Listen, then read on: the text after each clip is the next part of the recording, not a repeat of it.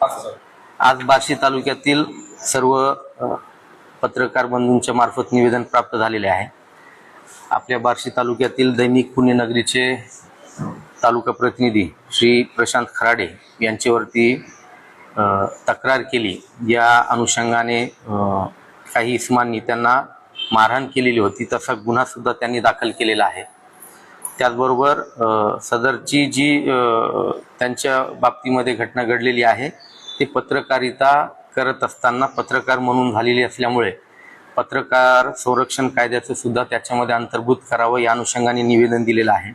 त्या अनुषंगाने मी आपल्या जिल्ह्याचे जिल्हा माहिती अधिकारी यांच्याशी संपर्क साधला होता आणि याकरिता जी आवश्यक कागदपत्र आहेत त्यामध्ये मग संबंधित वर्तमानपत्राचे संपादक यांचं नियुक्तीचं पत्र असेल ते पत्र घेऊन सुद्धा त्या ठिकाणी सदरचा कलम वाढवता येईल याबाबतचे निर्देश त्यांनी त्या ठिकाणी दिलेले। त्या अनुषंगाने आम्ही पण तसं त्यांना पोलिसांना देतोय। त्याचबरोबर संबंधित जे इसम आहेत यांच्यावरती आपण प्रतिबंधात्मक कारवाई करण्याबाबत सुद्धा पोलीस स्टेशनला पत्र देतो। नेमकी प्रकार कशामुळे झाला आणि सदरची तक्रार मला आपल्या तालुक्यातील काही पत्रकार महोदयांनी तक्रार केलेली होती उत्खनन चालू असल्याबाबत आणि त्या अनुषंगाने आपण आपले महसूल अधिकारी सुद्धा त्या ठिकाणी पाठवलेले होते आणि सदरची तक्रार केली। या रागातून असा हा दुर्दैवी प्रकार संबंधित लोकांनी केलेला आहे, त्याची दखल प्रशासन सुद्धा घेणार आहे आणि अत्यंत चुकीची घटना ही घडलेली आहे।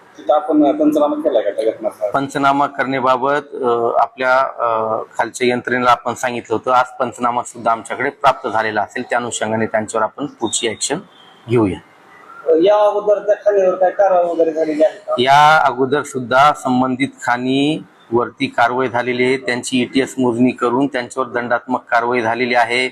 त्यांचे लिलाव प्रशासनामार्फत त्या जागेचे लावलेले होते, लिलाव त्या ठिकाणी यशस्वी झालेले नाही म्हणून पुढची जी काही 100 कलम 183 मधली कारवाई असते ते सुद्धा प्रस्ताव आपण त्या बाबतीमध्ये कलेक्टर साहेबांकडे पाठवलेले आणि त्याचाही उल्लेख करून आता आपण हे जे निवेदन आहे त्यामध्ये सुद्धा त्याचा उल्लेख करू।